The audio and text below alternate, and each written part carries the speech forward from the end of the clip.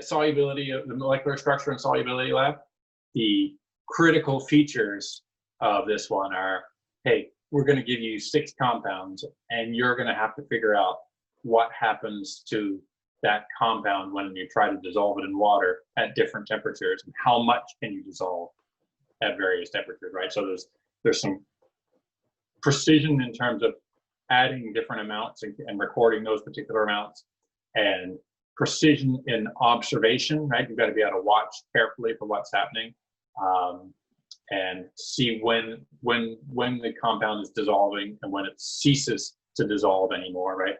And so when it ceases to dissolve, it becomes a saturated solution, and that's the point that we're going for at every particular temperature. And so, and then there's an interesting mathematical technique, which is that I'm going to add this amino acid to the water, and I'm going to keep on keeping track of it as I add it, and I'm going to know this amount that I've added, and it's all going to dissolve. Then I'm going to add the next amount, and it's not all going to dissolve. And then I'm going to take those 2 amounts and find effectively the halfway point between them and say, that's the point, that's the saturation point, right? Which is, it's a good approximation, but depending on how big a lump, how big a piece, how much you're putting in each time, you could be off by quite a bit. So there's some interesting techniques in there, but it's the interpretation of the compound structures, as you said, is really, really very challenging.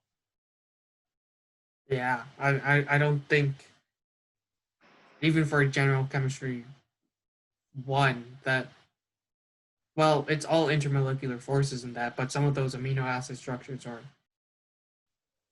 typically not what Gen Student 1 students see. But correct. It's a good application, you know? Yeah. And again, some people are going to be doing this in week number 7 of the semester. Some people are going to be doing it in week number 11 or 12 of the semester, right? So if you're looking at this video, the point of this video is just to get you a little bit started and not to be too intimidated. So basically, imagine that you're making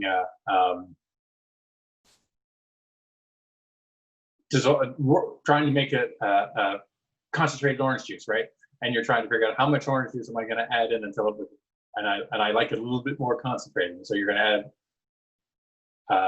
more water or less water until you get it to the just right. Well, today in this lab, the just right amount is the point at which it will absorb, the water will dissolve as much of each amino acid as it possibly can, but no more, right? And so you're looking for that point, that saturation point for the amino acids. You can't get any more in, and it starts to precipitate out. And so it's careful recording, careful measuring, and careful observations. And so you can do it. That's definitely probably the most, I don't want to say tedious, but it's a lot of hard work. You have to be patient when you're doing it, because if you add a little bit of amino acid and then a little bit, and then you get bored and you get tired and you just dump your whole thing of amino acid in, of course, all of it is not going to absorb in the small amount of water you have. I forgot if it's like 100 milliliters or some small value, but you need to make sure that you're really swirling, being careful. You will know, you will know if somebody got bored and tired, because you'll hear somebody swear from across the lab that they try to do 2 or 3 amounts at the same time or whatever, and try to jump ahead, and then all of a sudden they lost it and they had to start all over again. Yeah, they'll be bitter. Yeah, don't swear in that. This is a family show. You'll learn a little bit about yourself, right? You'll learn, am I the kind of person that can do a repetitive technique when I don't really know when it's going to end, right? Am I content to do that, or is this is just driving you crazy, the waiting for this? I'm a bit of it's driving me crazy kind of a person. It depends on the mood for me, to be honest. Yeah. Cool. Alrighty, so I haven't written anything down. Should I write something down, Kevin? I don't know. Your example with the orange juice was good. I think even on a kind of like a simpler idea of saturation is when you have a jar or a container of something, and then you want to see how many marbles can fit in, or amount of anything can fit in.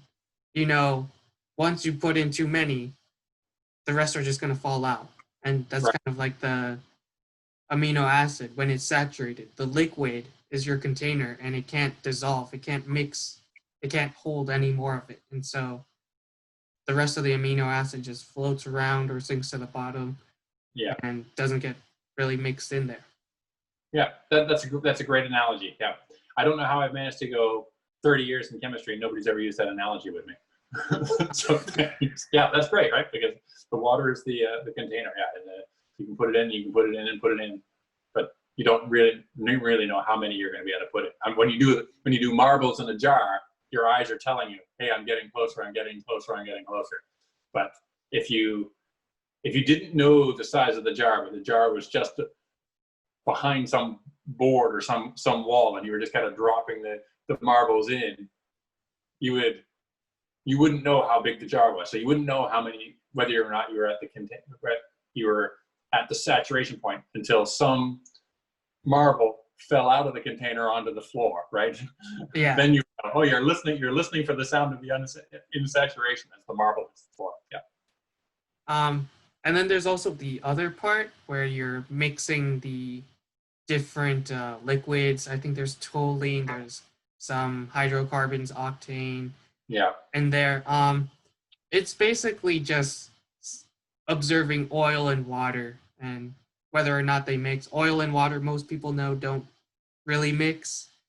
In the lab, we just have a lot of more uncommon liquids, and it's the same concept as oil and water not mixing. So Yeah. There's clearly more advanced chemistry terminology I could be using to explain it, but I think the lab manual and the course, whether or not you're far enough into the course or not, that you can learn this material. Yeah. But basically, we're making salad dressing, right? Yeah. Should I put this on my salad? The answer is always no. But in lab, no. Anything in the lab, should I put on my salad? No. Yeah. Definitely no. But that's basically what we're doing in that part. We're making salad dressing. Yeah. Cool. All right. Okay. Awesome, Kevin. Thank you. Thank you, Dr. Hunter. Okay.